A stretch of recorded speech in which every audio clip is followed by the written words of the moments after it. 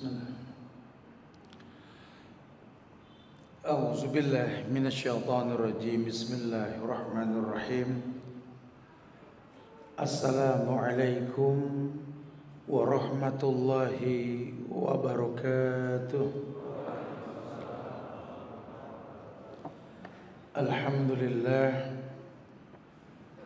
hamdan katsiran thayyiban mubarakan fi kama yuhibbu rabbuna wa yarda.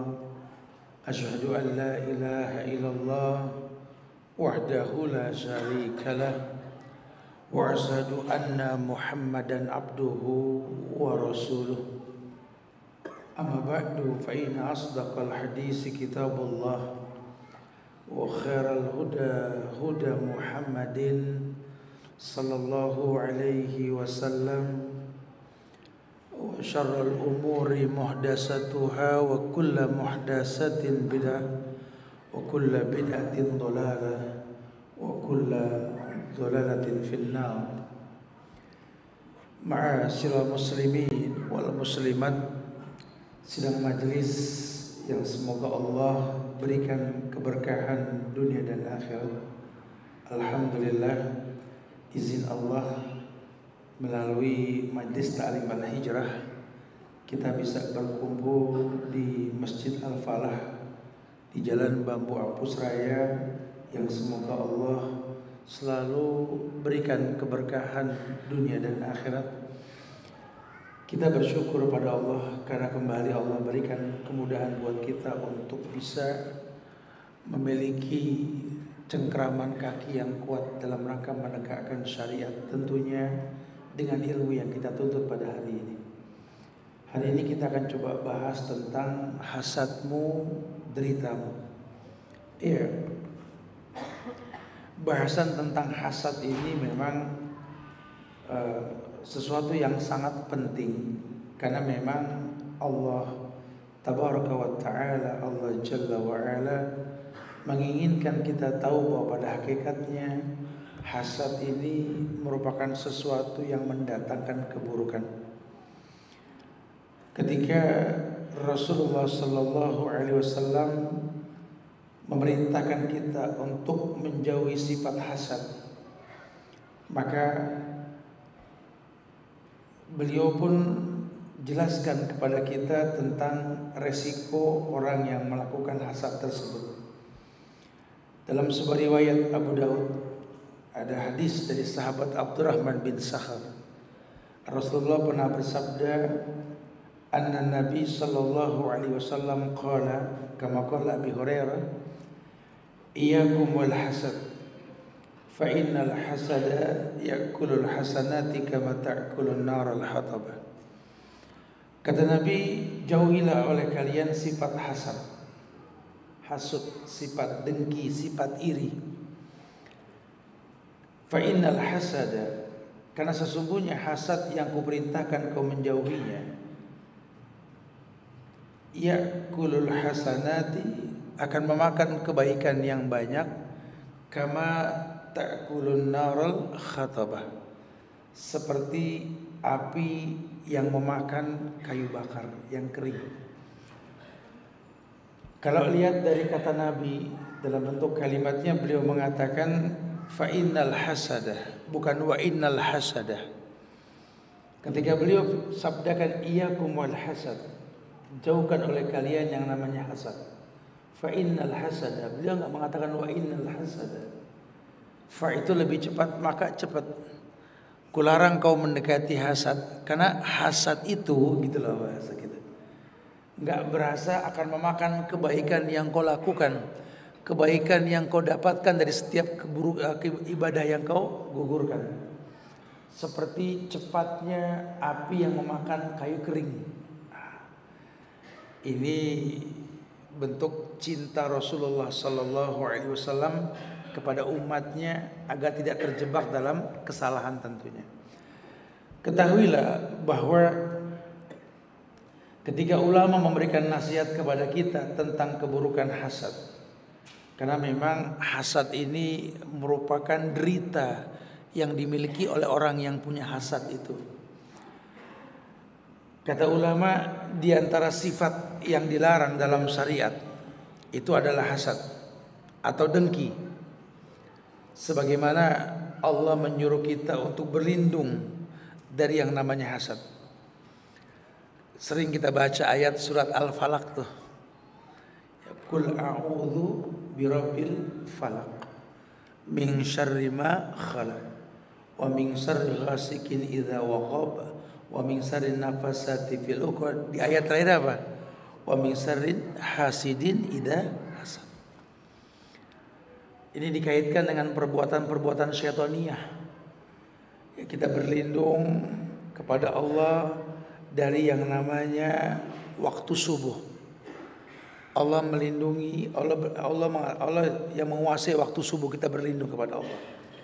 Karena di waktu tersebut akan ada pergantian waktu. Dan kita disuruh berlindung dari kejahatan makhluk yang ada pada saat itu.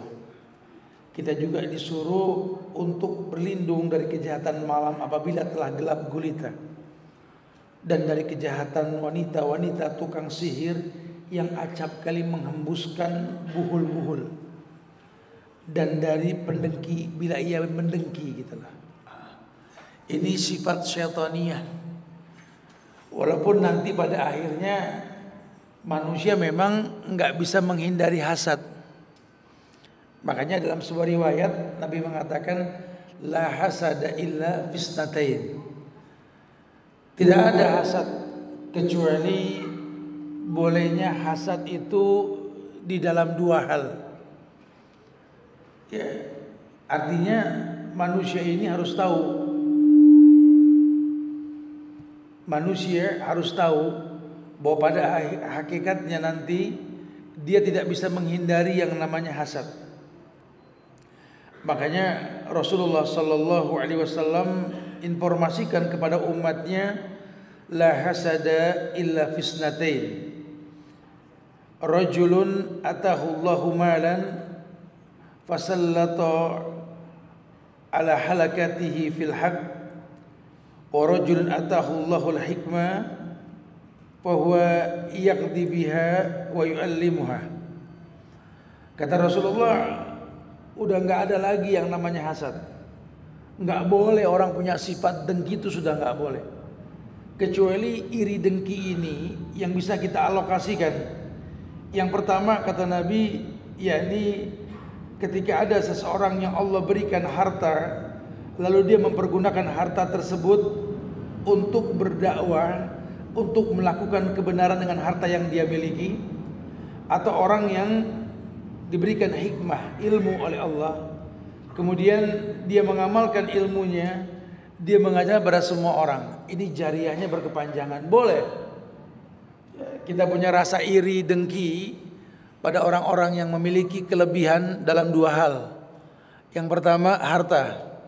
Kenapa mesti pakai bahasa harta bukan ilmu yang dikedepankan? Iya, karena al-jihadu fisabilillah bi amwalikum wa bi anfusikum. Karena ketika Nabi informasikan puncaknya agama itu jihad, dirwatus sanamihi al-jihadu fisabilillah, bahwa puncaknya agama itu jihad. Dan jihad yang paling utama dengan harta dan jiwa. Makanya dikedepankan yang pertama, kalau kamu ngelihat orang yang punya harta, kemudian dia berdakwah dengan hartanya, silakan. Anda boleh punya sifat iri. Aduh, saya juga pengen kayak dia tuh, jadi orang tajir, bantu orang dengan harta yang saya punya. Apalagi berkeyakinan bahwa harta cuma titipan, nggak ada yang kebawa mati, diberikan kemudahan sama Allah. Ini bukan munyain, cuma sifatnya titipan. Kalau dititipin kita nggak boleh munyain. Maka bagaimana cara untuk bisa mendatangkan titipan tersebut? Tentu mengerti yang menitipi ini punya maksud. Nitipin titipan untuk apa? Ya, dia akan mengalokasikan titipan tersebut sebagai bukti bahwa terkadang rezeki orang melalui diri kita. Bahasa Allah, nahnu narzukukum wa iyyahum. Kami kasih rezeki sama kamu buat mereka, cuma ketitipan. Makanya ma'anfaqtum min syai'in fahuwa yukhlifu. Enggak usah khawatir, kalaupun kau alokasikan, kau nafkahkan, kau sedekahkan titipan yang Allah titipin, Allah bakal ganti sedekah yang kau keluarkan dengan hal yang baik. Bahkan jaminannya mana qasad sadaqatun mimalin, tidak kurang hartamu karena sedekah. Ini optimismenya timbul. Oh iya, berarti harus percaya diri. Kalau yang nitipin pengen lebih percaya kepada kita akan titipan yang dititipin, ya kita jangan munyain. Alokasiin rezeki orang kadang-kadang melalui kita. Ima alhamdulillah ala kulli hal. Kalau alhamdulillah kan memang segala puji kepada Allah, bersyukur telah mengalokasikan pada kebaikan. Cuma terkadang rezeki maling pun melalui kita. Ya bukan sih kita bangga maling dapat rezeki dari kita, bukan. Ya cuma yang kita harus tahu, ya nggak apa-apa kalau emang harus hilang. Hukum asal banda dunia kan, kalau nggak dia yang hilang, kita yang mati kan gitu. Ya. Mali wa malid dunya, innama masali wa masalid dunya karra'in rohat tahta zilalis sajarah. Kata Nabi, apa sih diriku dibanding dunia yang kumiliki ini? Dunia ini cuma kayak orang yang numpang istirahat pengembala, yang numpang ngadem di sebuah pohon yang rindang. Innama dunya ma'akala fa'afna wala bisa fa'abla. Dunia ini yang kau makan, yang kau minum, itu cuma di mulut. Wala bisa fa'abla, yang kau pakai pun bakal usang. Wa tasaddaqu fa'amdo, yang kau sedekahkan itu yang bakal menetap. Wa masiwa dzalik, selain daripada itu zahib akan hilang. Otariku khalinas, atau manusia meninggalkannya. Dunia cuma sebatas itu. Maka orang-orang yang cerdas akan menjadikan dunia yang dia miliki ini sebagai permodalan untuk di akhirat nanti. Sempat kok kita bahas di Masjid Al-Falah ini, kayak perkataan dari Ali bin Abi Thalib ketika beliau memberikan alasan kenapa beliau semangat dalam beribadah kepada Allah. Sementara kemuliaan saja dipahami oleh banyak orang. Dia sebagai sepupu Rasul, dia menantu Rasul, dia sahabat Rasul, dia orang yang dikatakan mambaul ulum. Bahkan beliaulah tak terputusnya nasab keturunan Rasul sallallahu alaihi wasallam. Bahkan Nabi mengatakan Ali fil jannah, Ali di sorga. Cuma masih aja maksimal beribadah, sholat tahajudnya kuat, baca Qur'annya, bersedekahnya Ali. Orang kan heran. Ya nggak usah begitu juga, jaminannya mutu tentang sorga. Kata Ali, ketika dibangkitkan nanti masih panjang perjalanan kita. 1 hari seperti 1000 tahun di padang mahsyar nanti. Entah berapa juta tahun kita di padang mahsyar nantinya. Di situ akan dibangkitkan orang dengan beragam keadaannya.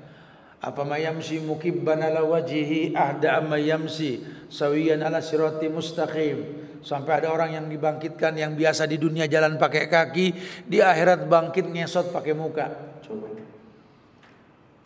Ada yang terendam dengan air keringatnya sendiri. Dalam riwayat dikatakan keringat merendam manusia hingga mata kaki, hingga lututnya, hingga betisnya, hingga pahanya, hingga menutup bagian tubuhnya, sehingga dia sulit bernapas dengan keringat yang dia miliki. Ada yang dibangkitkan dalam kondisi buta. Nahsuruhu yaumal qiyamati a'ma. Wa qala rabbi lima hasartani a'ma. Duhai Tuhanku, kenapa aku dibangkitkan buta? Waqad kuntu basyiran, di dunia saya kan ngelihat dulu. Macam-macam orang dibangkitkan macam-macam nanti. Dan dalam kondisi seperti itu akan melalui fase adanya yaumul jam'i, yaumul furqan, adanya yaumul bahas, adanya yaumul hisab, macam-macam sampai ke haud nanti. Dan itu 1 hari dinilai 1000 tahun. Nah kalau kita nggak punya modal di dunia, apalah kondisi kita di akhirat nanti. Maka Ali memaksimalkan kebaikan, tak dia buang sedikit pun waktu yang dia miliki. Bahkan si pencipta waktu pun bersumpah demi waktu, demi masa. Manusia rugi, memang rugi. Lawang waktunya habis dipakai merem, lawang waktunya habis dipakai buat ngerahol, ngobrol, kongko. Kalaupun kongkonya manfaat nggak apa-apa. Cuma kan nggak ada manfaatnya. Nabi hanya mengatakan la tuksirul kalam bi ghairi zikrillah. Inna kasratal kalam bi ghairi zikrillah qaswatul lil qalbi. Kamu kan nggak bisa mencegah ucapan yang bakal kamu lontarkan. Silakan melontarkan kata dari lisan yang kau miliki. Tapi ingat, jangan sampai zikir tak kau bawa. Karena orang yang berkata, berucap, berbicara tanpa zikir qaswatun lil qalbi, hatinya keras.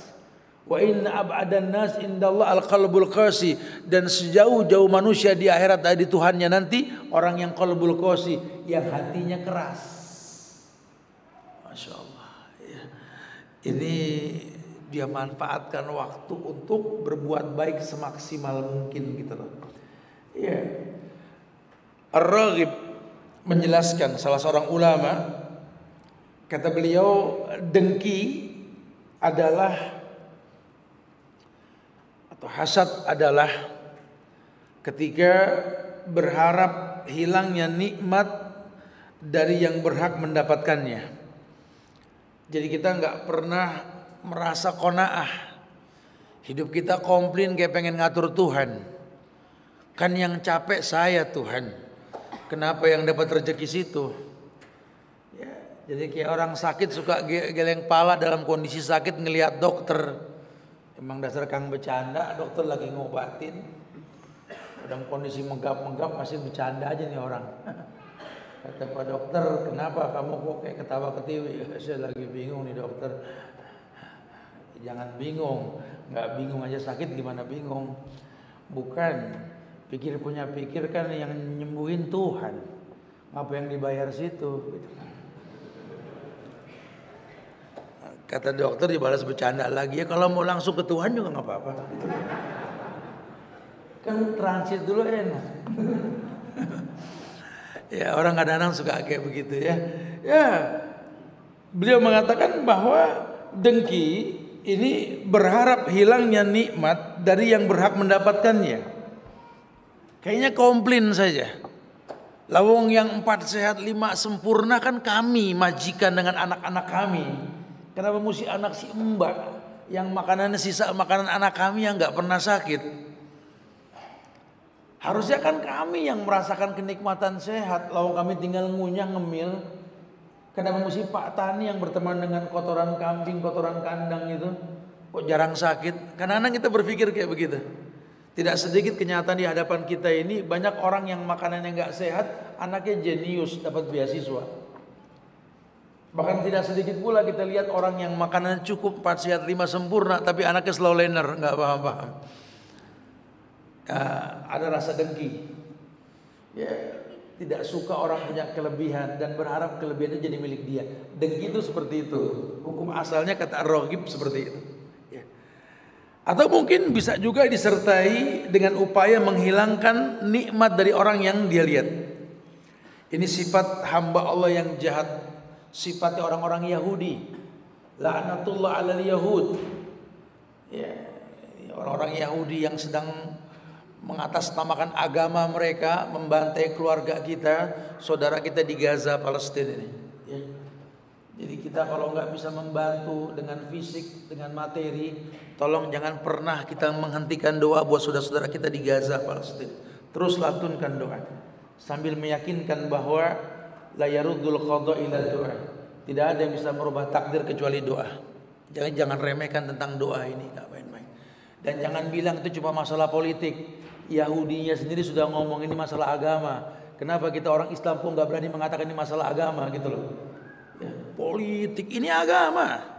Yahudinya bilang ini masalah agama. Kenapa kita nggak berani mengatakan ini juga masalah agama? Kalau bicara perubahan hak Allah, Allah yang merubah. Kita cuma ada usaha.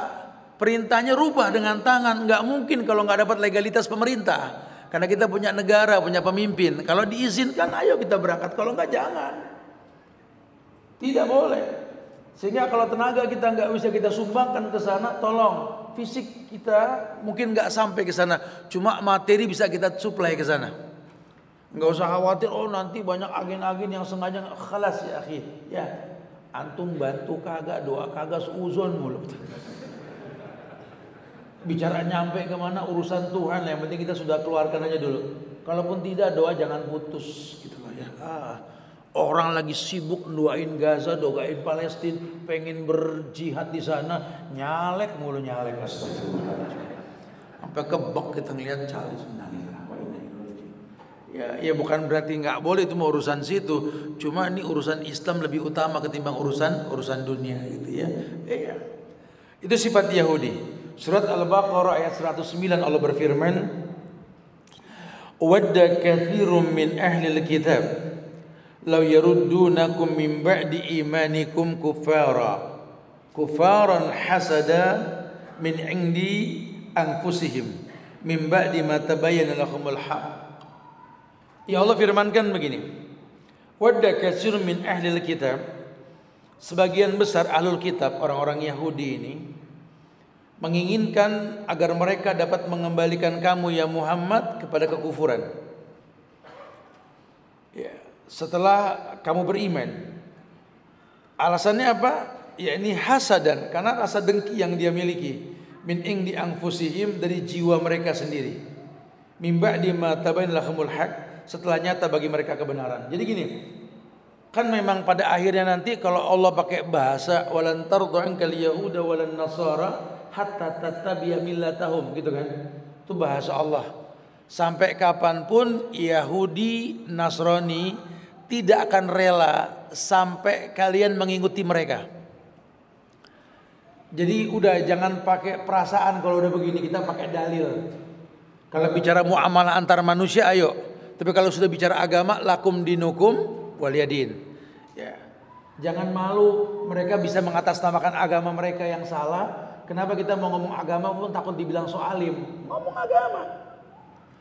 Udah saatnya kita berani mengatakan ini Yahudi, Nasrani, enggak rela sampai kita ikut gaya mereka ini. Nah, disitulah pentingnya perkataan para sahabat radhiyallahu anhum yang mengatakan kepada kita, iyyakum wa tana'um waziyal ajam. Makanya kalian orang Islam jangan tanaum.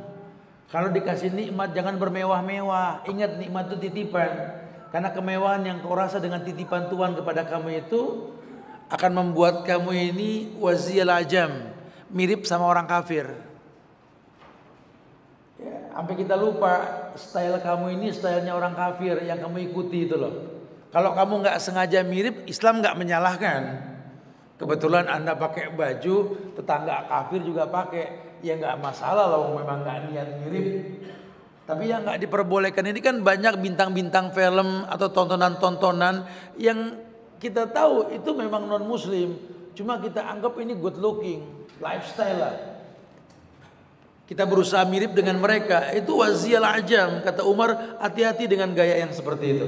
Terbukti bahwa perkataan 14 abad yang lalu terbukti sekarang bahwa betapa banyak orang Islam yang mewah hidupnya, ya, merasa memiliki dunia, lebih mirip sama orang kafir ketimbang ulama. Ya, orang kalau makin kaya pakai koko sama sarung makin serem. Nggak berani. Dulu saya juga begitu, waktu zaman jadi marbot. Sekarang saya kan pengusaha. Dari gambar saya pakai sarung cap gajah tepar gitu ya. Sekarang kayaknya kalau nggak celana jeans yang pakai kode 501 kayak nggak enak gitu. Jadi akhirnya dia tasyabbuh, man tashabbaha biqaumin fahuwa minhum, itu yang terjadi. Mereka nggak rela sampai kalian ikut-ikut. Dan kita tahu ulama juga menginformasikan bahwa dunia ini kan perbankannya dipegang sama Yahudi kan. Fashion, penampilan dalam pakaian dipegang sama Nasrani. Terjadi gak sekarang? Terjadi.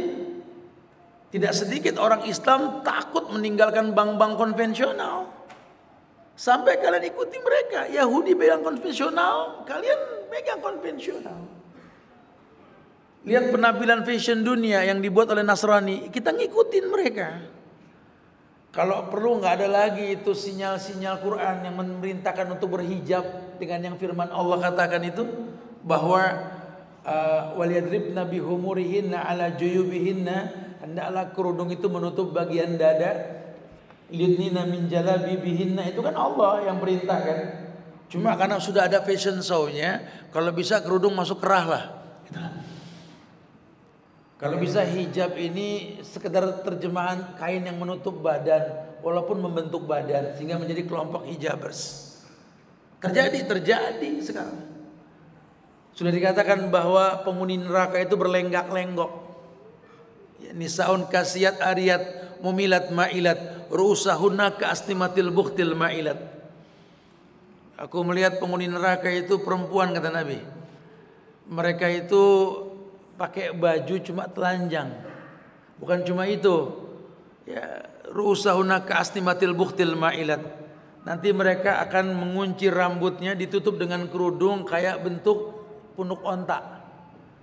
Dari mulai jidat, kepala, kayak punuk onta. Mumilat ma'ilat, berlenggak-lenggok mereka. Taruh mungkin mereka nggak kayak punuk onta pakai gamis, cuma kan lenggak-lenggoknya kan diekspos, dibikin video pendek, muter-muter tuh orang. Kalau antar perempuan Malaysia lah, tapi kan ditonton sama laki-laki juga, masuk berlenggak-lenggok. Pokoknya udah kalian akan menjadi orang yang senang ngikutin mereka. Itu Quran yang ngomong. Nah kalau sudah seperti itu, Masya Allah. Idza tabayatum bil inah wa akhadtum ajnabal baqar wa raditum biz zar'i wa taraktumul jihad sallallahu alaikum zullan la yanjihu hatta tarji'u ila dinikum. Shadaqa Rasulullah sallallahu alaihi wasallam. Kalau kalian sudah menikmati riba, walaupun bayul inah, riba yang paling ringan. Riba yang paling ringan, seperti berzina dengan orang tua. Akhadtum ajnabal baqar. Kalian mengikuti sesuatu yang tak layak diikuti. Pokoknya lihat followers lah. Yang banyak itu yang benar menurut saya. Diikutin sesuatu yang gak layak diikutin. Dalam semua hal. Penampilan, gaya bicara, pola pikir diikutin. Akhadtum ajnabal baqar. Raditum bizar'i. Kalian sudah jadi orang yang enjoy dengan bekerja. Seperti enjoynya para petani yang bercocok tanam. Sebodoh amat itu yang namanya angin puting beliung. Mau senjata berdentuman, peluru meledak di mana-mana, macul terus. Raditum bizar'i. Kalian sudah enggak lagi mendoakan saudara-saudara kita yang sedang terzolimi. Keenakan kerja kayak robot, berangkat pagi pulang sore. Taraktumul jihad. Kalian sudah tinggalkan jihad. Udah enggak ada lagi jihad. Bahkan lebih fatal lagi, menghilangkan kenikmatan jihad. Menjadi pecundang-pecundang sosial media.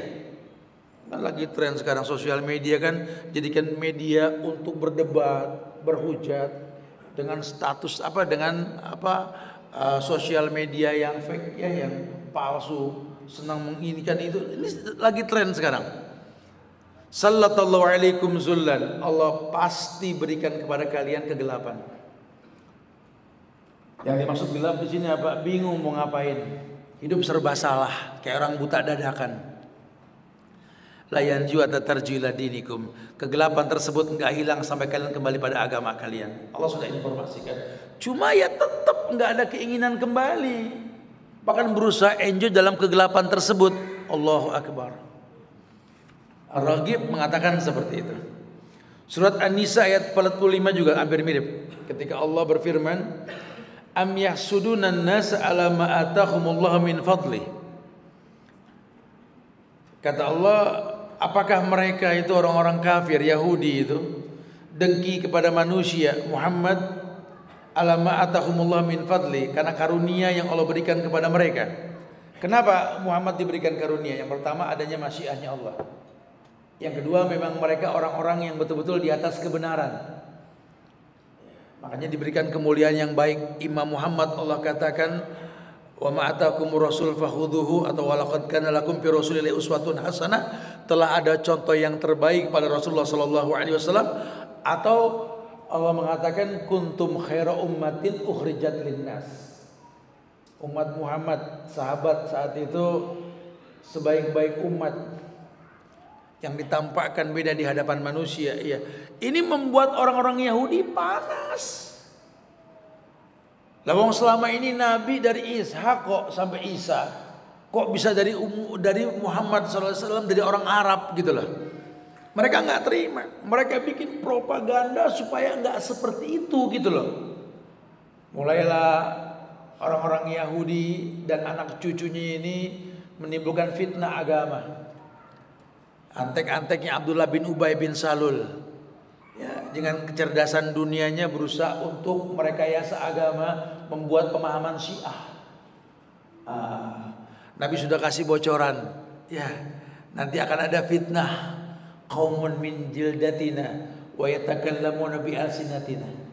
Akan datang fitnah satu masa di mana nanti fitnah tersebut dari orang-orang yang sekulit dengan kita, kata Nabi. Wa yatakallamuna bi alsinatina, dan berbicara dengan bahasa kita. Ta'rifu minhum wa tunkir. Kamu lihat cuma hatimu ingkar. Terjadi enggak? Terjadi. Bahkan enggak tanggung-tanggung mereka berani mengatasnamakan keturunan Rasul. Wallahi kita bela keturunan Rasul. Allahumma sholli ala Muhammad wa ala ali Muhammad. Kita bela keluarga Rasul. Keluarga Rasul yang mana? Yang mengajarkan yang Rasul ajarkan. Menegakkan tauhid, menghilangkan kesyirikan. Bukan mengatasnamakan keluarga Rasul, mengajak berbuat syirik. Ini enggak terima kita. Kita cinta kepada Rasul dengan cara ittiba, mencontoh beliau. Karena Allah perintahkan untuk seperti itu. Wa ma atakumur rasul fakhudhuhu wa ma nahakum anhu fantahu. Apapun yang datang dari Rasul ambil, apapun yang dilarang jauhkan. Itu ittiba kita sama beliau. Bahkan menjadi sebuah bagian rukun dari ibadah yang kita tunaskan. Ikhlas untuk Allah dan mencontoh Rasulullah sallallahu alaihi wasallam. Mereka enggak rela sampai kita ikut mereka. Terjadi. Itu Yahudi bernyanyi di masjid. Itu Yahudi berlenggak-lenggok di tempat ibadah mereka. Kita juga pengen sama. Itu Yahudi membuat sebuah ritual-ritual yang Islam gak pernah ajarkan. Kita mencontoh mereka. Bahkan gak tanggung-tanggung. Kita mengiklankan perbuatan mereka dengan spanduk-spanduk di pinggir jalan. Ketika ada yang mengingatkan tentang keharamannya, menjadi hujatan, cibiran dan cacian. Ya, ini kan lagi tren sekarang. Kenapa? Karena dunia sosial media. Ya, banyak pecundang-pecundang, buzzernya, netizennya ini pecundang semua. Orang yang nggak berani mempertontonkan wajah. Ya, kemudian orang yang taklid dengan orang-orang yang masya Allah, yang kadang-kadang dia nggak paham dengan apa yang dia ikuti. Memegang buntut-buntut sapi tadi. Akhadtum ajnabal baqar. Kemudian dalam riwayat berkaitan dengan hasad, dalam riwayat Imam Bukhari, Imam Muslim juga memberikan dari Anas bin Malik, Nabi mengatakan la tabaghadu wa la tahasadu wa la tadabaru wa kunu ibadallahi ikhwanan. Ada hadis yang mengatakan la tabaghadu, jangan saling membenci, jangan saling memarahi. Ghadab, la tabaghadu, jangan kalian saling memarahi di antara kalian. Wala tahasadu, jangan saling mendengki. Dikaitkan kemurkaan, kemarahan dengan kedengkian. Wala tadabaru, yang berdampak jangan saling membelakangi. Wa kunu ibadallahi ikhwanan, dan jadilah hamba-hamba Allah yang ikhwanan, yang bersaudara. Maknanya persaudaraan di antara kita ini akan hancur kalau kita terbiasa untuk saling ribut di antara kita. Ya. Hati-hati, ya, kadang-kadang keributan ini dipicu oleh orang-orang yang memang punya penyakit dalam hatinya. Ini kan hidup di zaman yang serba canggih kita. Handphone di tangan kita itu bisa menangkap semua berita yang terkadang tidak mampu diserap oleh otak kita yang pendidikannya nggak tinggi.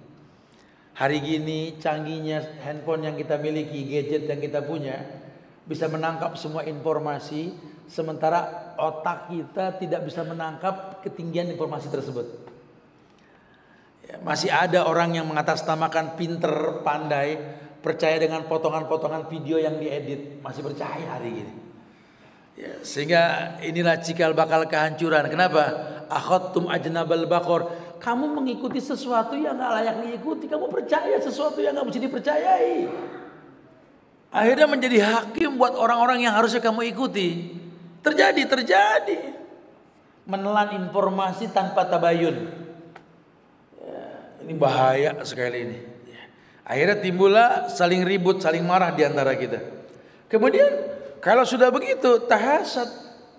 Orang kalau sudah marah, nggak suka, ya dengkilah yang akan ada.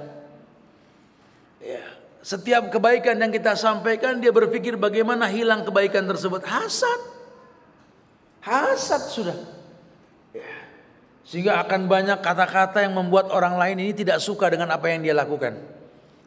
Ya, kayak kita kalau lagi live begini nih suka ada nanti buzzer-buzzer yang mulai membuat fitnah. Yang mereka itu betul-betul membuat sebuah kayak ada organisasinya, ya, akan melempar bola nanti disautin sehingga orang nggak fokus buat mendengar secara online. Akhirnya nyaut, akhirnya berdebat, akhirnya rusak. Belum lagi pengusaha-pengusaha pecundang yang kadang-kadang memanfaatkan konsentrasi orang yang belajar menawarkan produk. Belum lagi nanti orang yang aji mumpung banyak yang nonton, keluh kesah gitu loh. Siapa yang mau bantu gitu loh. Ini innalillahi wa inna ilaihi raji'un. Ini zaman sudah sampai. Akhirnya apa? Timbullah kedengkian yang memang pupuk untuk selalu ada di antara hati kaum muslimin. Resikonya apa? Tadabar. Kalian saling membelakangi. Walaupun mungkin benar yang disampaikan, kalau sudah nggak sepaham, nggak suka, maka dia bakal melengos. Bahkan bawa-bawa agama lagi. Mazhab kita beda, Ustaz. Antum bilang beda bagaimana? Dia Maliki, ana Syafi'i, Ustaz. Apalagi yang baru-baru tuh Hambali rata-rata, Ustaz. Kalau ana Syafi'i. Sering berkata seperti itu. Kita tanya, emang Syafi'i itu siapa? Ya Syafi'i ya ulama. Iya. Namanya siapa? Ya tadi Syafi'i. Nama Syafi'i. Kan ada namanya. Antum mengikut Imam Syafi'i? Iya. Jangan-jangan yang antum ikuti bukan Imam Syafi'i, tapi Syafi'iyah. Pengikut-pengikutnya Imam Syafi'i. Kalau yang antum ikuti Imam Syafi'i, Anda akan tahu yang Anda ikuti.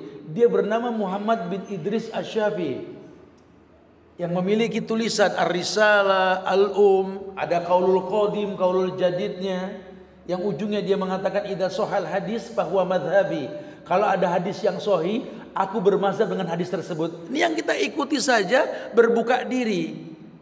Kenapa yang mengikuti kok nggak nerima? Ya kenapa? Karena kita cuma taklid, mengaku pengikut Imam Malik tapi yang dia ikuti Maliki. Mengikuti Imam Hambal yang diikuti Hambaliyahnya. Mengikuti Abu Hanifah yang diikuti Hanafiyahnya. Ini yang terjadi. Kita cuma taklid. Kita nggak pernah belajar. Kita nggak pernah tahu asbabun nuzul dari apa yang ulama sampaikan kepada kita. Akhirnya apa? Tadabar. Udah kita nggak mau saling dengar di antara kita. Ya.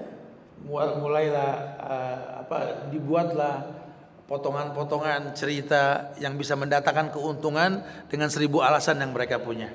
Masya Allah ya. Kemudian bicara hasad juga, Nabi Muhammad pernah kena dampak itu. Dulu ada sebuah riwayat dalam Sahih Muslim. Ini hadis dari Abu Sa'id Al-Khudri, yakni Jibril pernah datang kepada Nabi. Jibril bertanya sama Nabi begini, "Ya Muhammad, istaqaita, apakah kamu sakit?" Syaka, istaqaita, apakah kamu sakit ya Muhammad? Faqala na'am, iya Jibril. Qala bismillahi arqika min kulli syai'in yu'dhika min syarri kulli nafsin aw 'ainin hasidin, Allahu yasfika bismillahi arqika. Jibril meruqyah Nabi Muhammad. Nabi Muhammad gak pernah minta diruqyah, cuma Jibril inisiatif mau meruqyah. Di situ dalam kata-kata Jibril itu ada kata min syarri kulli nafsin aw 'ainin hasidin, Allahu yasfika bismillahi arqika. Aku meruqyah kamu wahai Muhammad dengan nama Allah dari segala sesuatu yang menyakitimu, dari kejahatan segala makhluk atau kejahatan mata yang dengki. Hati-hati dengan ain. Makanya saran saya sih udah mulai bismillah, ibu-ibu khususnya. Ibu-ibu demi Allah Bu ya. Ibu jangan numpang ngetop di pundak para suami Bu. Kesian. Suami sudah banting tulang, ibu ngekspos masalah rumah tangga di status WA, di status IG. Manfaatnya apa? Manfaatnya apa? Menjadi setan-setan laki dan setan perempuan yang mengekspos masalah. Semua diceritain. urusan kepala sakit, urusan ini, urusan itu. Ini sosial media mempertontonkan kelemahan jiwa manusia yang punya sosial media tersebut. Untungnya apa? Wallahi untungnya apa? Semua diekspos, permasalahan rumah tangga, urusan sama anak, sama tetangga. Ya sakit, kurang makan, punya utang, hidup bermasalah. Allahu Akbar. Anak baru lahir, pakai diganti-ganti fotonya di profil sosial media. Akhirnya kan kena mata-mata yang hasut. Kita ini bukan malaikat yang tak berdosa karena nggak punya syahwat. Kita ada perbuatan yang mungkin orang nggak suka sama kita, sehingga akhirnya kena sambaran mata yang jahat. Anak-anak kita sakit tanpa sabab, atau mungkin kita sakit tanpa sabab. Manfaatnya apa? Ayolah bertobatlah kepada Allah. Mulai hari ini haramkan untuk mengekspos masalah di profil-profil sosial media. Enggak ada untungnya sama sekali. Beli mobil baru enggak usah ditaruh di sosial media. Motor baru, pasangan baru, rumah baru. Astagfirullahaladzim. Ya, tibang mau naik mobil aja pakai dibikin status. Laki keluar gang dipoto, masuk status suamiku pergi jauh. La haula wala quwata illa. Bu, tobat bu, demi Allah tobat. Tubu ilallah taubatan nasuha. Ya, ini saya paling pegel ini. Ya, yang mau bilang apa? Karena semua kan di save nama, dapat centengan-centengan mulu kalau buka handphone tuh. Waduh, ini orang maksudnya apa? Menginformasikan masalah pribadi. Demi Allah, yaitu setan laki, setan perempuan itu. Nggak ada manfaatnya, tidak ada manfaatnya sama sekali.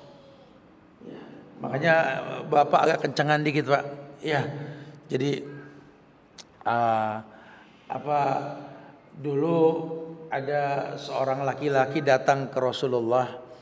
Ya Rasulullah, aku ini memiliki pasangan istri yang tidak bisa menahan la bisa yadaha lirijali, untuk selalu bersalaman dengan laki-laki lain. Bagaimana ya Rasul? Kata Nabi, ceraiin. Waduh, saya kadang cinta ya Rasul, masa tibang salamannya kita ceraiin? Kata Nabi, kalau situ memang sudah terlanjur cinta dengan perempuan yang seperti ini, jaga. Kalau enggak bisa jaga, keuntungan apa yang bakal kau miliki? Karena ketika terjadi ijab kabul, dosa dia kamu yang nanggung, jangan dayus. Rasa khawatir nggak bisa dapat lagi yang kayak begini, hei, jangan seperti itu. 3 hal yang kita nggak bisa hindari dan kita nggak bisa atur Tuhan untuk apa yang 3 ini: rezeki, maut, jodoh. Gak usah khawatir. Ketika kita tahu rezeki dari sesuatu yang haram, hindari. Yang baik bakal datang sama kita. Kita nggak pernah tahu maut. Kita nggak bisa pilih kematian, betul. Tapi kalau bakal mati dalam mati konyol, hindari. Begitu pula yang namanya jodoh juga sama. Nggak bisa. Lalu memang sudah diatur sama Tuhan. Melalui kita akan tersebar kebaikan yang banyak. Ayo, jangan jadi orang yang pengecut. Kalau memang nggak ingin meninggalkan sesuatu yang kau suka, pegang kata Nabi. Didik, rapihin. Kalau bakal mengulang lagi, kau biarkan dia terjebak dalam keburukan, kau dayus. Dari sambaran mata orang yang jahat. Ya, karena banyak orang sakit hati. Muhammad ummi, buta huruf, tapi bawa Quran, menyampaikan kalamullah. Sementara ahli-ahli syair saja nggak bisa menyampaikan seperti yang Muhammad sampaikan. Hasad mereka. Kan Quran turun di zaman syair kan, di zaman puisi. Ketika tingkat bahasa itu setinggi-tingginya saat itu. Ini yang bawa Quran orang yang buta huruf. Ya orang yang jago puisi ini hasud. Kenapa enggak diturunkan sama Abu Jahal, sama Abu Lahab, sama Walid bin Mughirah, sama orang-orang yang saat itu musuhin Nabi? Orang bingung, kenapa mesti Muhammad? Itu kan masyiahnya Allah. Pendengki seperti itu. Ya, pendengki seperti itu. Atau mungkin kita punya masa lalu dengan seseorang yang alhamdulillah Allah Maha Pengampun, kita bisa bertobat dari masa lalu kita. Nah, ada orang mungkin yang tahu kita di masa lalu enggak nerima kebaikan kita pada hari ini, maka dia punya hasud. Enggak sedikit yang seperti itu. Makanya hindari hasudnya manusia dengan zikir pagi dan petang. Ya, dengan zikir pagi dan petang. Ibnu Rajab pernah mengatakan begini: Sifat dengki tertanam dalam tabiat manusia.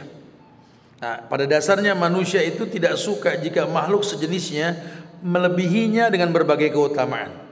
Maka kata ulama ada 3 golongan pendengki dalam kehidupan. Golongan yang pertama yakni orang yang berusaha untuk menghilangkan nikmat dari orang yang didengkinya tanpa berusaha memindahkan nikmat itu kepada dirinya. Jadi ada orang yang cuma dengki, cuma dia nggak pengen ngambil, cuma kesel aja kalau dia dapat untung. Itu yang pertama. Yang kedua, ada orang yang berusaha untuk menghilangkan nikmat dari orang yang didengkinya dengan menyerangnya dengan ucapan dan perbuatan serta berusaha untuk memindahkan nikmat tersebut kepada dirinya. Yang bahaya. Jadi diserang orang tersebut, dicari-cari salah. Pokoknya dia harus salah. Dia tinggal di mana? Bambu Apus. Kalau perlu banjir di Bogor, salah dia. Apapun mesti salah ini orang gitu. Ini pendengki seperti itu.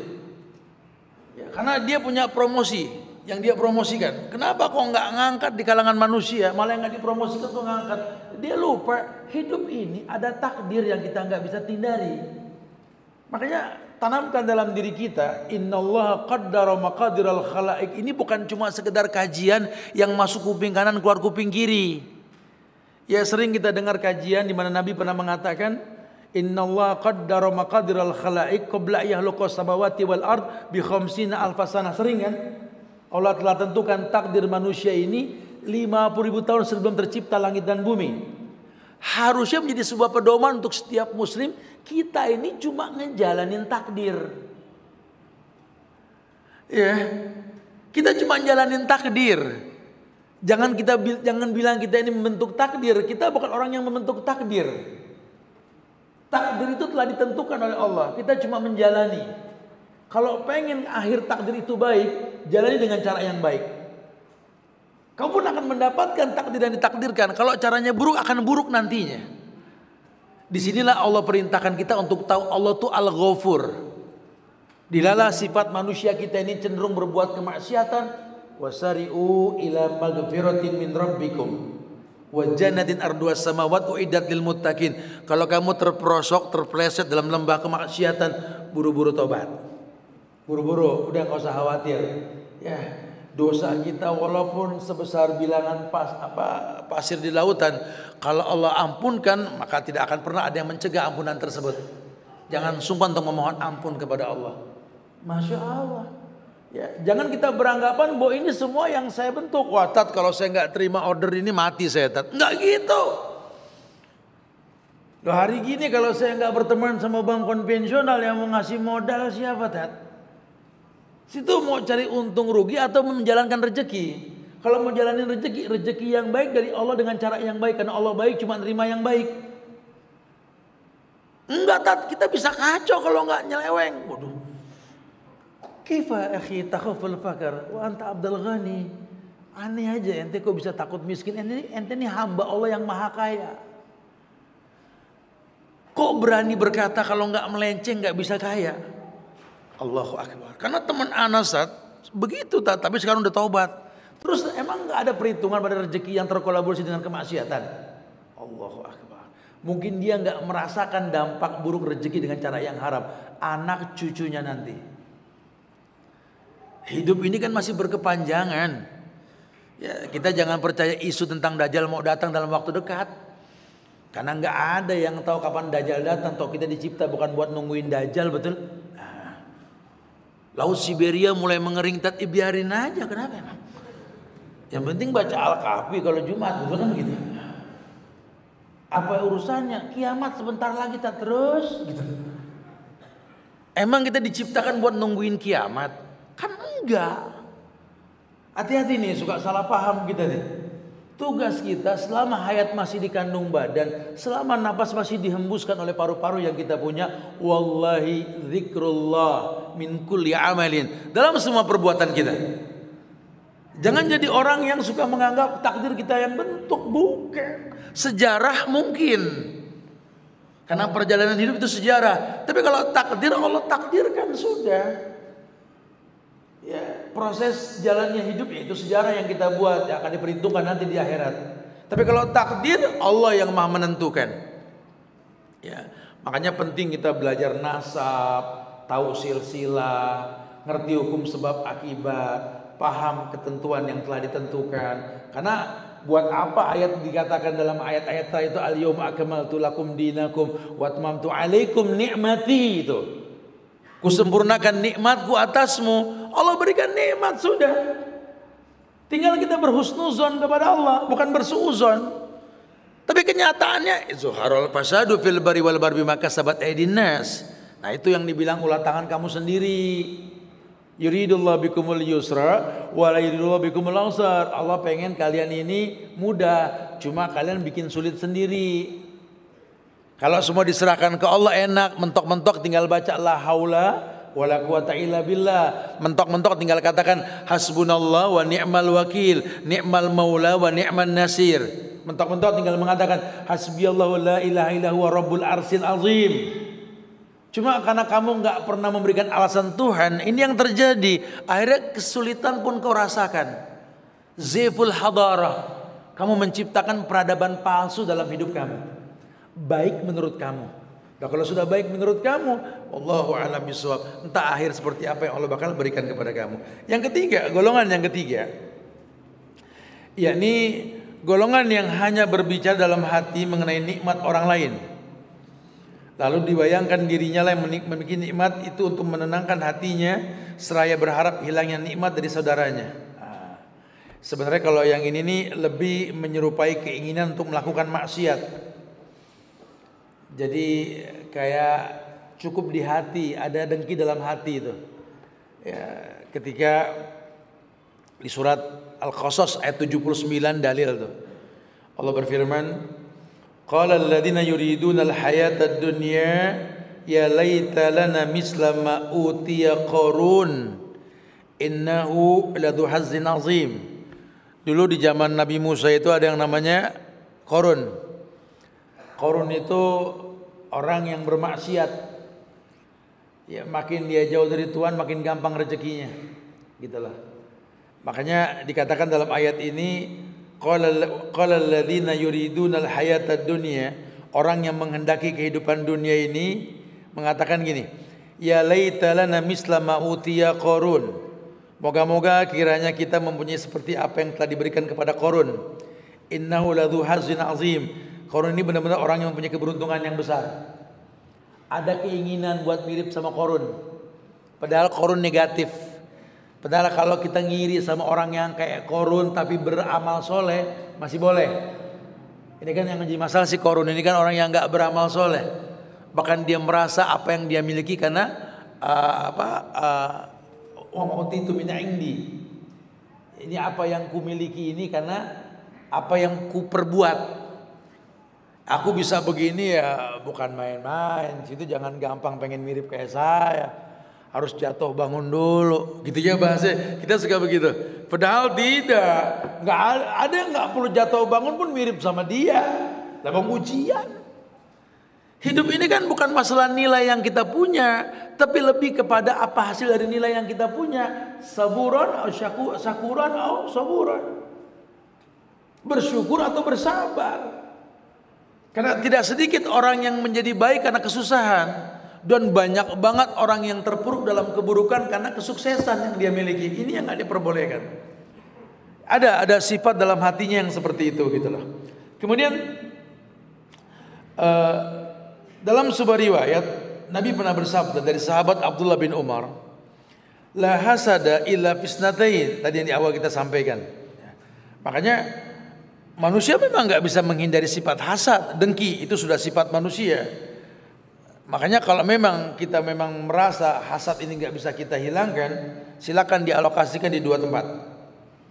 Yang pertama, rajulun atahu Allahu Qur'an fa huwa yaqumu bihi ana al-lail wa ana an-nahar. Wa rajulun atahu Allahu malan fa huwa yunfiqu ana al-lail wa ana an-nahar. Silakan deh kata Nabi.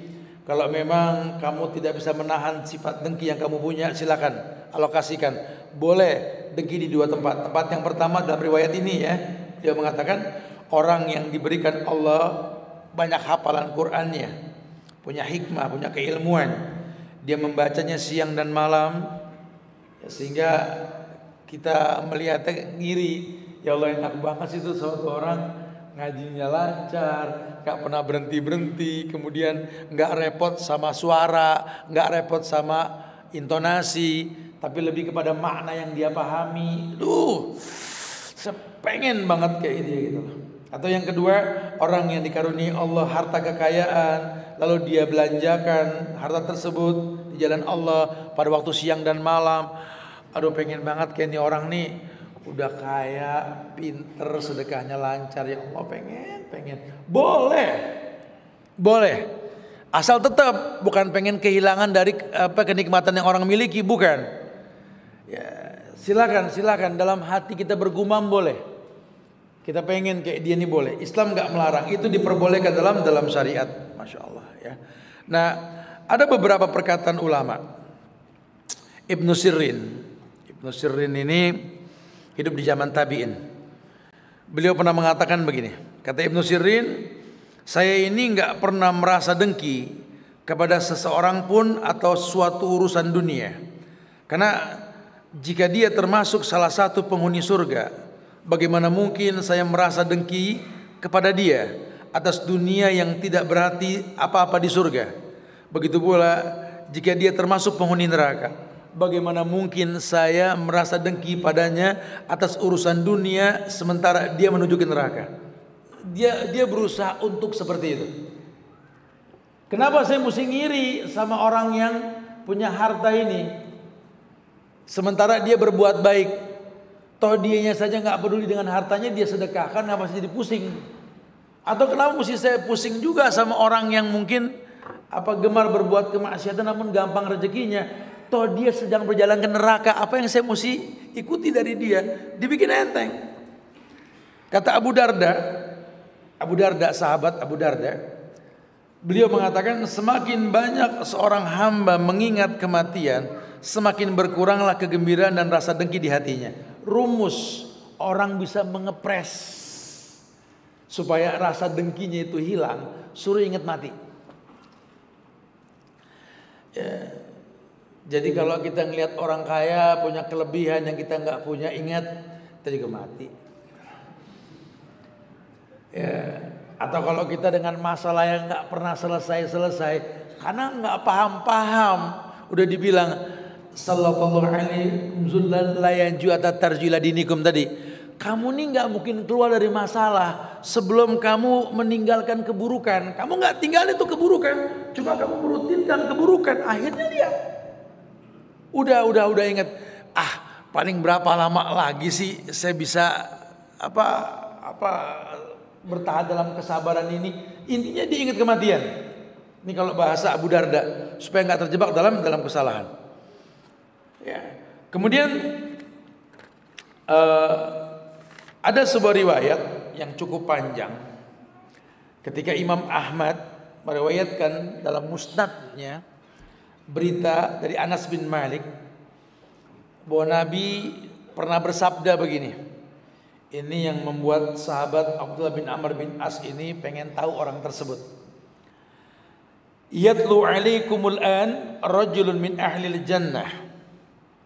Kata Nabi, akan muncul di antara kalian para sahabat, yakni rajulun min ahlil jannah, seseorang yang akan menjadi penghuni surga. Fatala rajulun minal ansar, maka yang muncul setelah Nabi berucap itu orang Ansor. Tantifu lihiyatu min wudu'ihi, ada bekas wudu pada bagian janggutnya.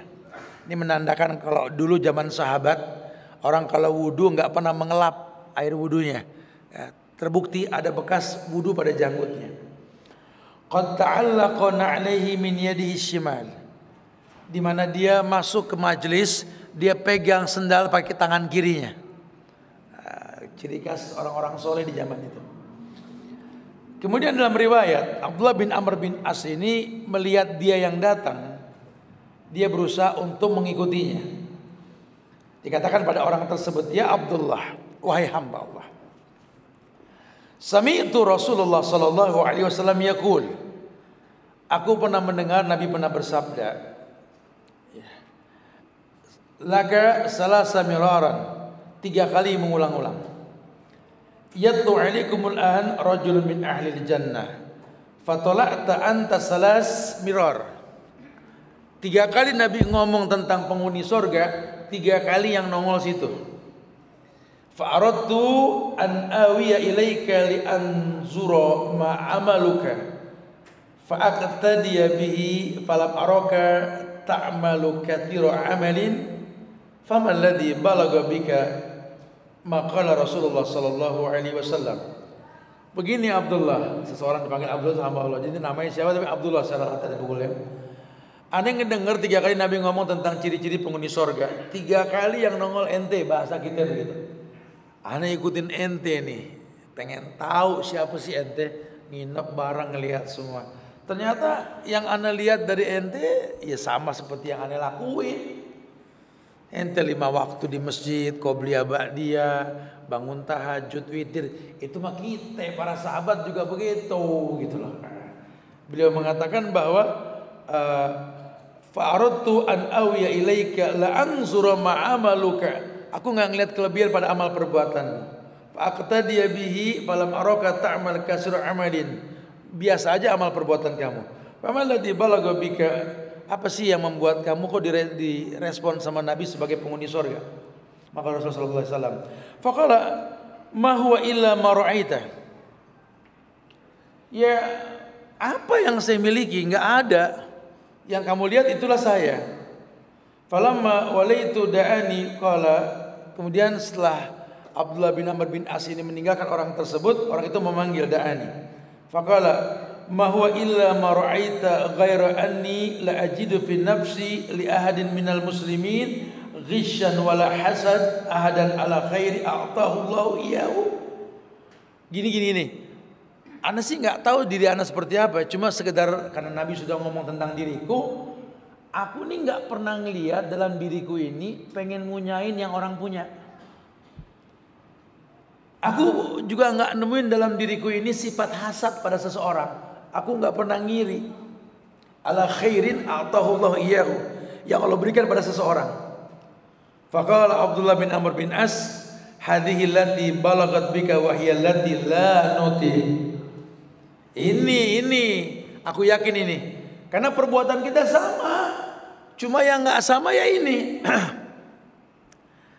Kamu punya kemuliaan untuk itu. Sementara kita tahu siapa Abdullah bin Amr bin Al-As. Salah seorang sahabat yang paling kaya raya di zamannya, seperti Abdurrahman bin Auf dan Utsman. Cuma Abdullah bin Amr bin As itu kekayaannya apa? Petani yang sukses. Ya, kalau Abdurrahman bin Auf kan pedagang, Utsman kan pedagang. Kalau Abdullah bin Amr bin As, dia adalah petani yang sukses di zaman Rasul. Tidak punya rasa hasud, tidak punya. Makanya dari cerita yang banyak dibahas tadi, ya, kalau kita nggak paham, hasad ini derita kita loh. Akhirnya kita jadi orang yang gemeter kalau ngelihat orang berbuat kebaikan, punya sesuatu, kita jadi orang yang sakit, panas, dingin. Kata Ibnu Qayyim, keburukan orang yang dengki dapat dihindari oleh orang yang dengki dengan beberapa hal. Jadi keburukan orang yang dengki dapat dihindari oleh orang yang didengki dengan beberapa hal. Yang pertama, ini nasihat Ibnu Qayyim, supaya kita nggak merasakan penderitaan itu gitu loh. Karena kita punya sifat dengki iri itu. Yang pertama, selalu memohon perlindungan kepada Allah dari kejahatannya, kejahatan hasad. Ya, kita minta sama Allah untuk itu. Ya, kita minta tolong sama Allah untuk seperti itu. Kemudian yang kedua, bertakwa kepada Allah dan menjaga setiap perintah dan larangan Allah. Karena memang ada firman Allah di surat Ali Imran ayat 120 tuh. Allah mengatakan begini. Wa in tasbiru wa tattaqu la yadurrukum kaiduhum syai'a. Innallaha bima ya'maluna muhit.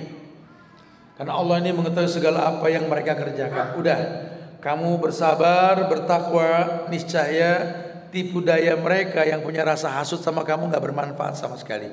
Tolong baguskan sabarmu, baguskan takwamu.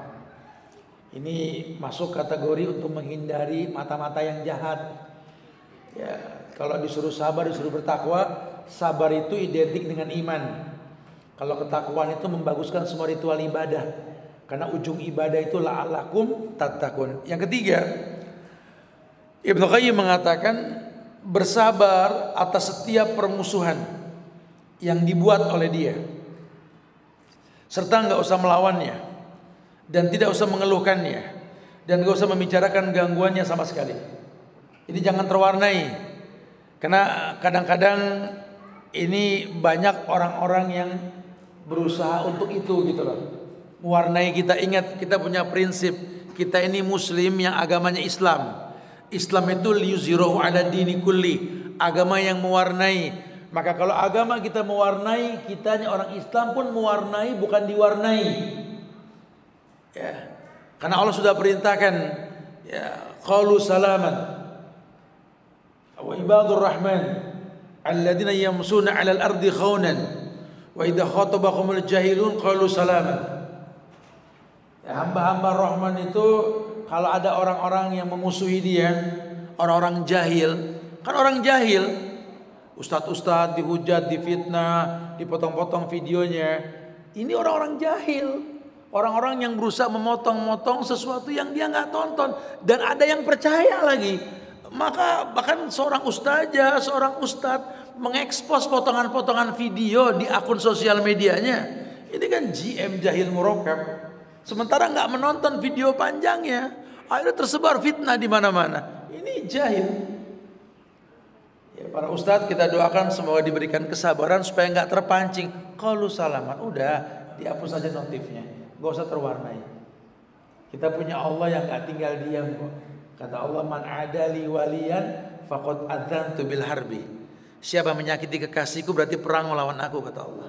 Nah, paling ujung-ujungnya nangis, nyesel, minta maaf. Ada generasi berikutnya, generasi berikutnya. Ya. Ini yang terjadi sekarang. Terus diulang-ulang. Setiap ritual-ritual kegiatan bid'ah setiap tahun akan di-up lagi. Allahu Akbar. Masya Allah. Saya kemarin lagi 18 hari, hampir 20 hari kita off di sosial media. Saya ya sedih bari ketawa ngebuka sosial media di Mekah, Madinah, sampai di Turki kemarin. Isinya semua hujatan karena berkaitan dengan Rabiul Awal. Potongan-potongan video yang motongnya sudah taubat, sudah minta maaf sama saya. Cuma kadang video tersebar, ya, ada generasi penghujat yang selalu terlahirkan setiap tahun. Orang-orang yang nggak pernah menonton video panjangnya. Ini yang terjadi. Untungnya si pembuat sudah taubat, nggak ada dosa jariah. Kalau dia belum bertobat, dosanya berkepanjangan. Selalu dibuat ritual-ritual, dibanding-bandingkan perang antar ustadz, perang ustadz dengan kiai, dengan habaib dan lain sebagainya. Allahu Akbar. Percaya dengan hal-hal yang dibuat oleh orang-orang yang punya niat jahat. Setiap tahun ada regenerasinya. Allahu Akbar. Ya, sangat disayangkan. Makanya buat kita yang sudah belajar jangan gampang terwarnai. Kalau ada fitnah di antara kita, tabayun, klarifikasi. Karena yang dirugikan nanti kita sendiri, sehingga kita nggak optimis dengan apa yang sedang kita pelajari. Kemudian yang keempat, Ibnu Qayyim mengatakan tawakal kepada Allah. Karena tawakal itu cukup sudah. Yaj'alakum furqanan. Bagaimana dia bisa bertawakal? Membaguskan ibadah. Orang yang ibadahnya bagus karena merapikan ritual ibadah yang sedang dia lakukan, Allah berikan furqan nanti. Nggak gampang terwarnai, karena kita hidup di zaman digital, di zaman sosial media. Butuh nggak butuh, kita butuh sosial media, betul? Ini yang hadir mungkin 500 sampai 1000 orang di Al-Falah, atas bawah ini ya. Ini yang nonton lebih dari ribuan jumlahnya.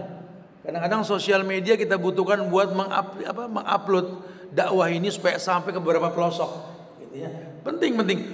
Cuma supaya nggak terkontaminasi fitnah yang ada dalam sosial media, baguskan agama kita. Ya, jadilah orang yang bertakwa dengan ritual yang sudah kita gugurkan, kita tuntaskan. Kita punya furqan. Apa furqan? Kemampuan membedakan yang hak dan yang batil. Ya. Akan ada selalu orang yang berusaha merusak dakwah tersebut. Kemudian yang kelima, senantiasa mendekatkan diri kepada Allah. merasa ikhlas kepada Allah, menjadikan kecintaan dan rasa ridho kepada Allah ini ada dalam pikiran. Terus mengingat Allah, bahwa waktu ini makin menipis, kesempatan berbuat baik semakin sedikit. Ya, kita minta sama Allah dijaga agama kita. Ya, tentu dengan cara menjauhkan yang syubhat, apalagi yang haram. Famanittaqo syubhat faqad istabra'a lidini wa irdi. Orang yang menjauhkan syubhat menjaga agama dan kehormatannya. Disiplin diri. Enggak ada yang bisa menjaga diri kita kecuali Allah dan diri kita sendiri. Ya, Allah jaga kita atau diri kita menjaga dari hal-hal yang syubhat, apalagi yang haram. Supaya nanti Allah lihat sabab untuk menolong kita. Famanittaqo syubhat faqad istabra'a lidini wa irdi. Orang yang menjauhkan syubhat menjaga agama dan kehormatannya. Kemudian yang keenam, mengkhususkan tobat dari dosa yang terkait dengan musuhnya. Jadi kalau memang dulu kita pernah berbuat sesuatu yang buruk, kita sudah bertobat, orang masih nggak nerima dengan tobat kita, ya maksimalkan tobat kita kepada Allah agar hidayah buat orang yang memusuhi kita. Karena akan banyak nanti orang-orang yang gak suka dengan dakwah sunnah yang mulia ini. Hari ini kita menyampaikan kebaikan, orang-orang yang punya niat dengan kebaikan yang dilakukan untuk sesuatu kebutuhan pribadinya akan mencibir, dengki dan lain-lain. Wa yadubillah wa na'udzubillah. Nah, kemudian yang paling sulit dilakukan, berusaha memadamkan rasa dengki dengan berbuat baik kepada dia. Kalau bisa tetap kita doakan, semoga mereka diberikan hidayah sama Allah, ya. Semoga Allah berikan yang terbaik buat mereka sehingga ada penyesalan yang membuat mereka semakin semangat dalam beragama. Karena mumpung masih hidup orang yang dihujat, didengki oleh dia itu, dia masih bisa minta maaf. Kalau nanti yang dihujat, yang didengkin sudah enggak ada, panjang urusan di padang mahsyar nantinya. Ya.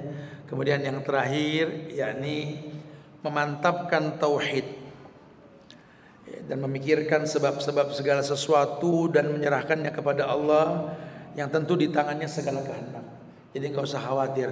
La yadurukum man dhalla idza tadaitum. Tidak ada yang berbahaya kalau Allah sudah berikan hidayah. Wallahu a'lam bishawab. Luruskan niat pada setiap kebaikan yang kita lakukan. Yang kita butuhkan ridhonya Allah, bukan pandangan manusia. Kalau buat manusia, qaulu salam, ucapan dan kata-kata yang baik, ya. Qul rabbi Allah sumastaqim. Katakan Tuhanku Allah, beristiqomahlah, ya. Wallahu a'lam bishawab. Barakallahu fikum. Kita sambung dengan tanya jawab, silakan yang mau ditanyakan. Akhiru da'wana alhamdulillahirabbil alamin.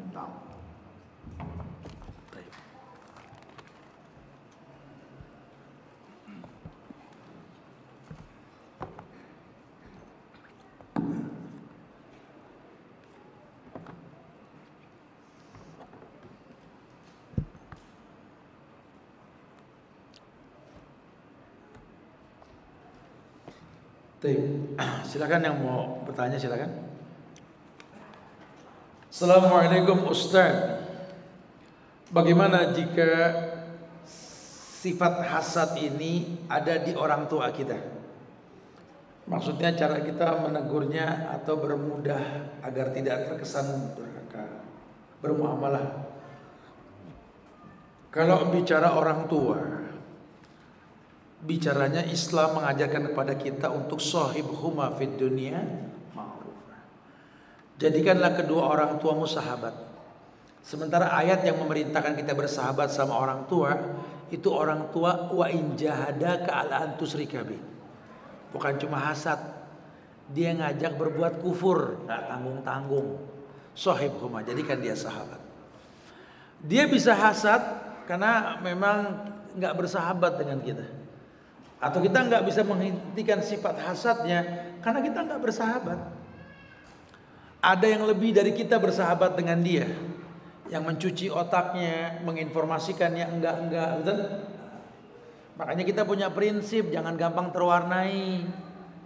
Jangan gampang terwarnai. Biasanya kasus antara orang tua kita dengan menantunya, mertua dengan mantu, ini kasus. Banyak yang gosok orang tua kita tentang pasangan kita. Ibu tentang suami, bapak tentang istri. Orang tua kita ini kan makin hari makin kayak anak-anak yang punya cemburu sama kita, betul? Sehingga akhirnya kadang-kadang kita kurang informasi ke orang tua kita tentang kondisi kita, masuknya melalui orang lain. Kan kalau teman ke teman itu kan cekatan, lihat ada masalah buru-buru ambil sikap. Kita nggak berteman sama orang tua, kita nggak punya perasaan sama orang tua. Akhirnya orang tua nerektek hatinya, nerima masukan dari orang kiri kanan. Itu yang terjadi. Makanya cara nasihatin gimana? Ya pandai-pandailah bermuamalah sama orang tua. Karena enggak nanti kita akan rugi. Ya, itu nanti ada buku bagus nih. Agar bahtera rumah tangga tidak kandas dihempas badai. Di dalamnya ada masalah perseteruan dengan orang tuanya. Assalamualaikum Ustadz. Bagaimana cara menghindari riba sementara kita dalam situasi sangat membutuhkan? Ya udah nggak usah dikerjain. Masih mikir gimana cara ngindarinya? Nggak usah diambil tawaran pinjamannya. Senikmat apapun itu es batu dicampur air, kalau minuman keras jangan dicicipin gitu loh. Habis aus. Terus boleh minum minuman keras karena aus, akhi. Kan dalam Islam kan bahwa yang namanya ad-darurat tubihul mahdurat, itu kalau ente di tengah hutan nggak ada yang diminum. Sekarang kiri kanan Kang Cendol masih bingung minum ente.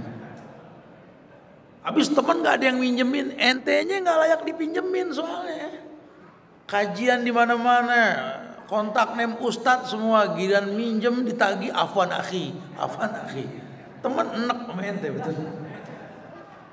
Kalau sama bank konvensional bayar tepat waktu, takut kena bunga. Sama temen afwan akhi, afwan ukhti. Malu sama jenggot, malu sama hijab. Betul, saya sih bilang betul ini. Ini merusak pencitraan Islam kalau begini. Orang Islam itu dipegang akadnya. Nanti gara-gara kamu yang rusak itu orang Islam lainnya.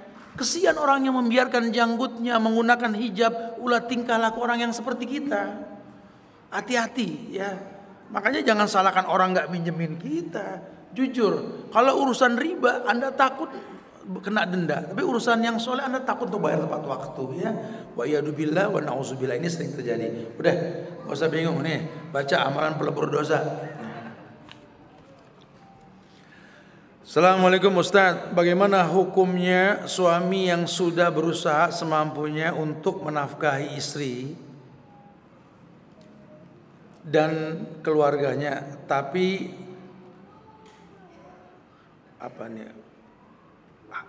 berusaha hanya mampu mencukupi kebutuhan dasar keluarga, belum bisa memberikan hak kepada istri berupa kebutuhan pribadinya, berdosakah suami?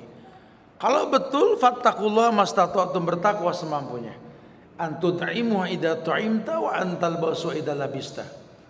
Yang penting jangan sampai kamu enggak mampu kasih makan yang kamu makan, jangan sampai kamu enggak mampu kasih baju yang kamu pakai juga. Artinya kamu beli baju istri beliin, kamu beli makanan dia beliin. Sekedar itu dulu.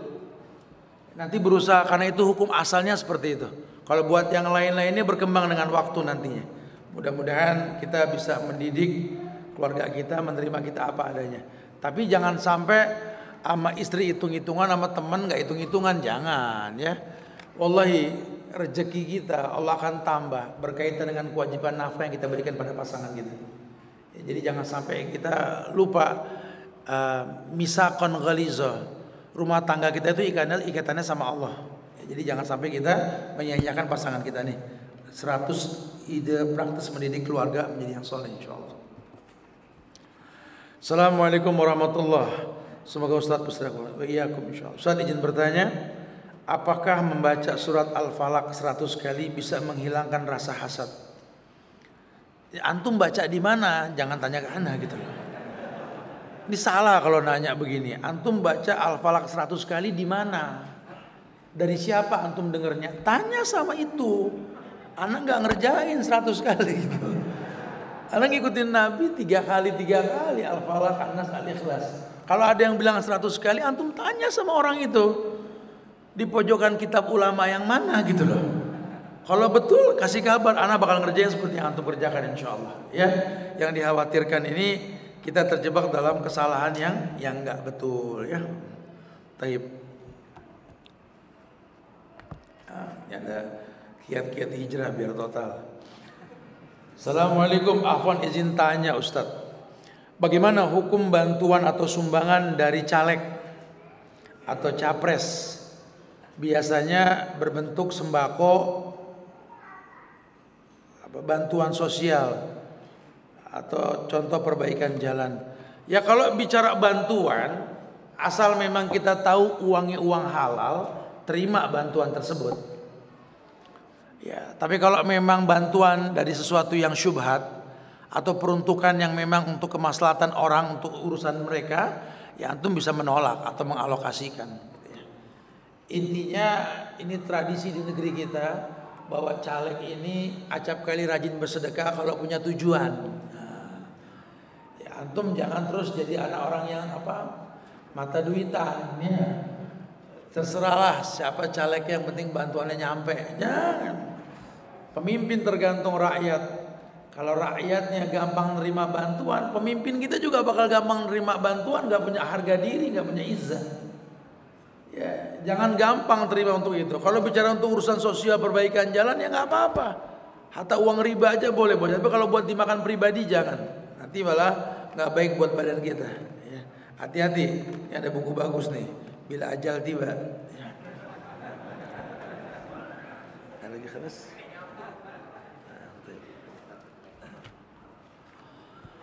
Assalamualaikum Ustaz. Hasad yang kita punya bisakah menyebabkan orang yang terkirimnya menjadi sakit? Dan bagaimana caranya kita menghindari hasad yang ada dalam diri? Tadi sudah dibahas 9 bahasan tadi ya. Antum ulang aja di videonya ada tuh. Kajian lagi kita dari awal. Kadang-kadang yang nanya, Ustaz, suami sedang heboh boikot produk yang dianggap mendukung Israel. Sedangkan suami ana bekerja di perusahaan yang salah satunya diboikot tersebut. Bagaimana hukumnya, Ustaz? Sebenarnya bicara muamalah dalam Islam, kalau ada sebuah produk yang manajemen pusat mendukung event-event yang buruk atau kegiatan yang tidak baik, ya dalam Islam ilmu fikihnya ini kembali ke hukum asal dari apa yang diproduksi. Ya, kalau memang yang diproduksi halal, ya hukumnya hukum makanan halal haram. Contoh McDonald, contoh gitu ya. McDonald membantu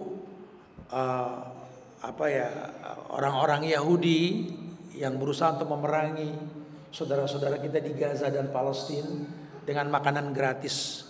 Ya, kita nggak benarkan itu salah, ya, karena dia menolong musuh-musuh Allah.